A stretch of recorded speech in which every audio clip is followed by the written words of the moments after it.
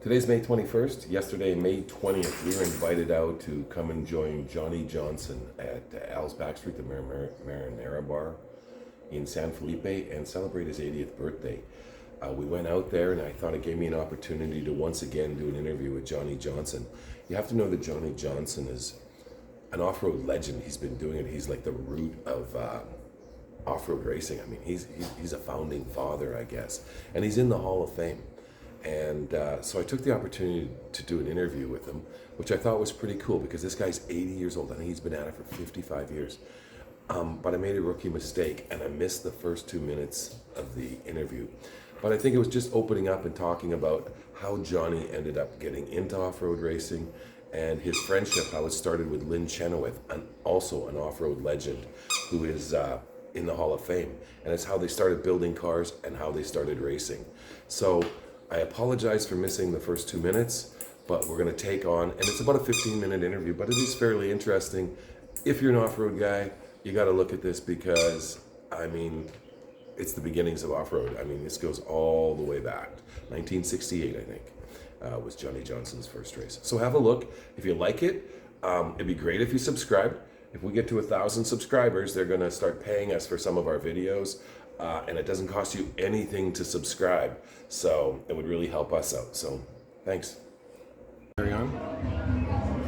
So we come to class the next day. He's got the buggy drawn on the blackboard and the front brake line here. And he puts 3 or 4 people to build that brake line and puts 3 or 4 people to build this front brake line and another guy to run the main line down and put a stoplight switch in.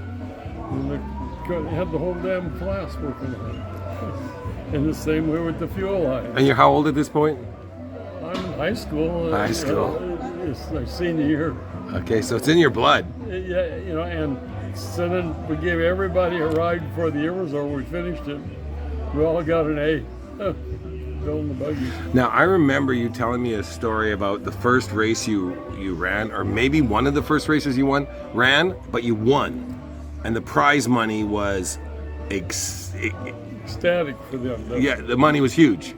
The very first one was at Ocotillo Wells, and it was put on by Action Auto Parts, Johnny Jones, and it was the Borrego Rough 100. It was $15 entry fee. $15. 3 classes, 4-cylinder, 6-cylinder, and 8-cylinder. Whatever you got, you're getting that line. Well, I had a big, badass 240 horse Corvair 6-cylinder, so I just blew that class away. I won it. And so I'm going to the desert. Oh, anyway, I win $1,000 for my $15. So I built a Nora legal car that, because this one didn't even have a rope. It was just one bar behind me. Right. And so I built a legal car for Nora, and the $68,000 was so cheap. It was $250 entry fee, and they provided free at every checkpoint 100 octane gasoline. All your gas was included for the entry fee. Yeah, if you got there. If you got there, okay. And so you needed no pit crew. Right. There was no road to send a trailer down anyway. To even get you. And because the race course was the road. And get a little pause. Win $10,000. What year was that? 1968. 1968. $10,000 buy your house. Oh, easy. Yeah. And I paid $9,700 something for my first, with 2 houses on one lot. And room for garage. That's good prize money. Yeah, and so I went, wow. And then I realized I'd drive the damn race car home the same course I just raced on. It was all beat up, smoky. And so I get home and yeah, but your pockets are loaded.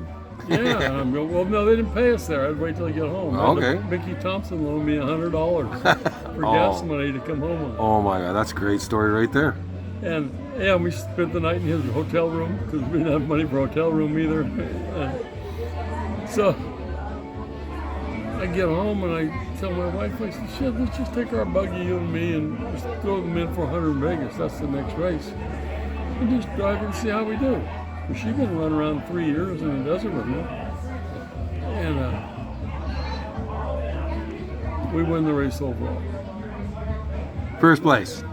First place overall. Overall. So Overall. you beat the 8 cylinders. Oh, beat everybody. Well, it wasn't. All right. It was all different classes. Okay, you got more Jeeps classes. and Okay. Baja bugs and Sorry. everything. Yeah. And this is a regular Nora Right. race, and it paid $10,000. This is just 3 Is this weeks still later. in '68? So you're now at. No, beginning of '69. Okay. So I told my wife, I'm going to build a pre-runner and go learn Mexico. I had no idea where I was first year. So I did that, made 3 honors trips all the way to La Paz and back. It takes 2 weeks to trip. And Wait a minute. So it took 3 weeks to do the trip. to pre-run from La Paz, I mean from Ensenada to La Paz and back. Okay. And so I win 69,000. I know right where I'm You won going. how much? I went in '69, then I run the Mexican 1,000 Right. again, Okay. and I win another $10,000. Okay. So I've been racing basically 3 big races in the one little one, and I got $30,000 in my salary, paid for the whole car, all expenses, and everything. It was like, it's time to quit work. It's time to race. Time to go racing. Oh, that's very cool. That's a cool story. And so I don't think the prize money is that big today, is it? No. No, it's not. I think they only get enough for gas money. Yeah, you know, and well, that's what retired me, is that I was running a Ford Ranger, and I was getting paid by Ford and BF Goodrich, and I had Atlas Hotels on the side, and life was good. So all of these people are paying you at the same time. They're paying me to run the score circuit. About 8 races in, I think. And guy calls me up out of BF Goodrich and says, John, you're not going to get sponsored. And I said, who did I piss off? We won the '92 championship. Mm-hmm. You know, didn't get invited with anybody I know. You know, and he goes, ESPN television has decided there's too many classes to cover. Baja bugs, 4-wheel drive Jeeps, 4-wheel drive whatever, 1,600 buggies, 1,200 buggies, 2-seat buggies, single-seat buggies. And what were you driving at this moment? Ford Ranger. Okay.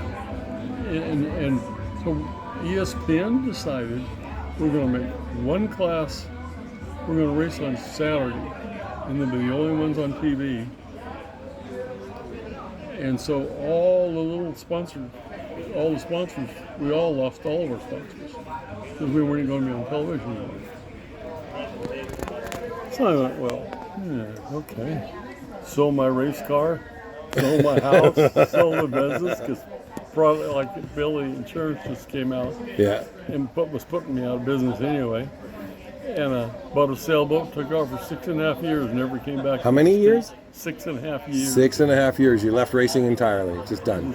Yeah, because it was like I'd done for 23 straight years, every 6 weeks a race, you know, every month.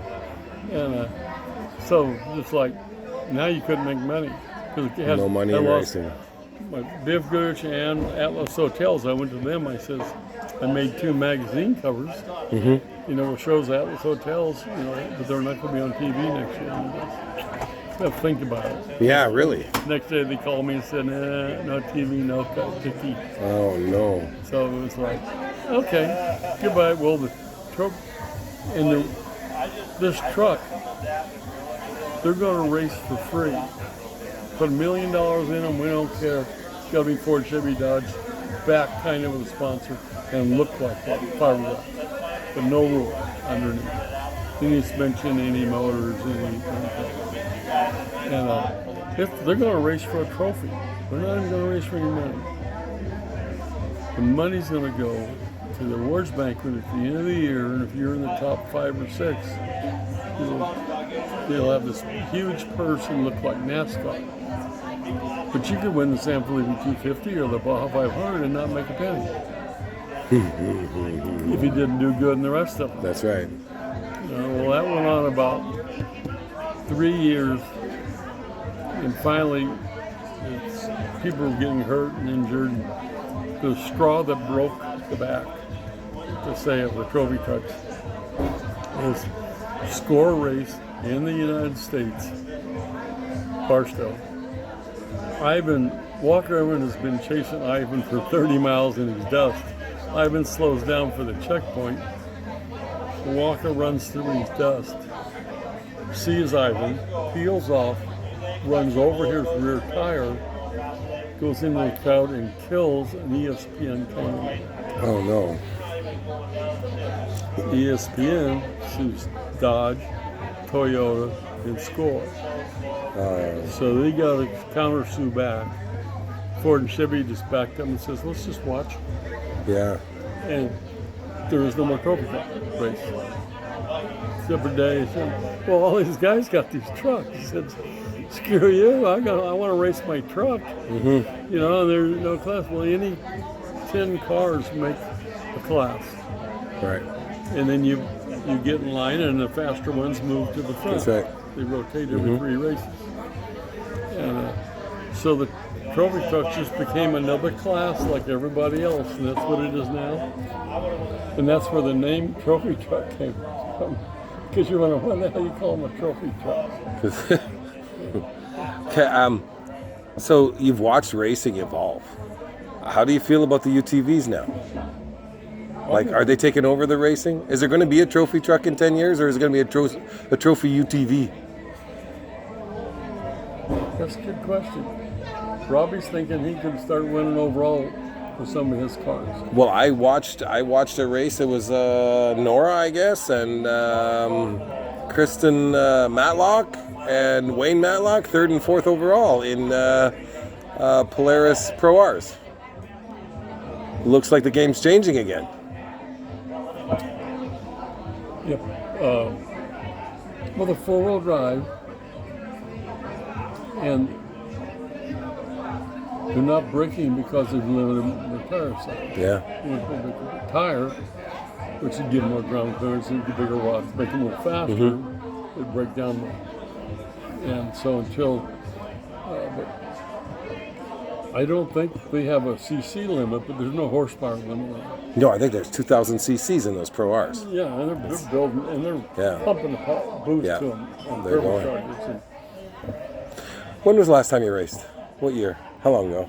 2017. 2017, that'd be 5 years ago. Anniversary. For your 50th anniversary of racing. 5 years ago. I ran from Ensenada to San Felipe in the Chenoweth 72 car. 75 years old, you're out there racing. Yeah. Good for you. I think you're... I heard too much afterwards. Yeah. But you know what? I think you're an example to a lot of people that, There's you can go 80%, maybe even 85%, and not beat your body to death. You're in a rhythm with the car, but you're going to lose. Yeah. So you go to 90%, starts hammering the shit out of you,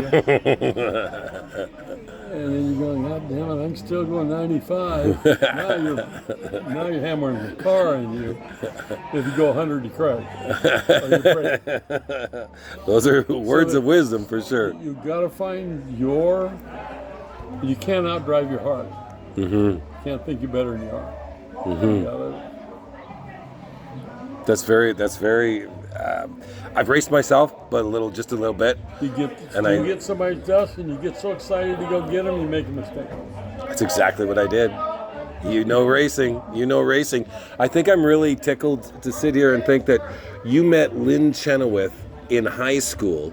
Lynn Chenoweth is building cars his whole life. You've been racing cars your whole life. You guys are still best of buddies. He's got Chenoweth Legacy Lodge. It's not hard to find you sitting out there talking to Lynn Chenoweth. 2 Hall of Famers. I think that's incredible. Well, and I got Lynn to build his first race cars. First buggy frames, actually. I took my Volkswagen Pan buggy with the rear wheels here, and it was a slingshot with a Volkswagen. It wheelie around. I took him to Glamis, and we're both just drunk teenagers. They were just having a great time, and he got his foot stuck kind of, and he goes, well, we need a frame. So I got a tubing bender, and he said, I'll build a buggy frame. So he goes home and starts building buggies. And it was more of a kit that you could just weld it together and just take it home, because it's so, shipping it by truck was so expensive. But they did weld ones too, welded ones, but a lot of them got shipped. You know, Just kit cars, shipping them out. Ship kit cars. It was $139 So that's 3 for times. the. Wow. What year was this? $139 for a kit car from Chenoweth. Yeah. And what year was that? Estimate, guess. Just. You read 71. in 1971, $139 for a kit car. Wow, I'd like to have one of those in a box today. The Phil's Auto Shop was our biggest dealer back east, and he would just send a semi truck, park it in the yard, and says, "Put as many buggies in there as you can fit in," because I'm just paying for the truckload. Yeah. Yeah. That's nice. That's cool. You know what, Johnny, thank you so much for sitting and talking with me on your 80th birthday. I really love it. But I got to think that you're probably at your 85% right now, because I got the sun blaring on my back. It is hot sitting here right now. Thank you for putting up with this. I would love to buy you a beer on your 80th birthday. All right. Thank you. Thank you.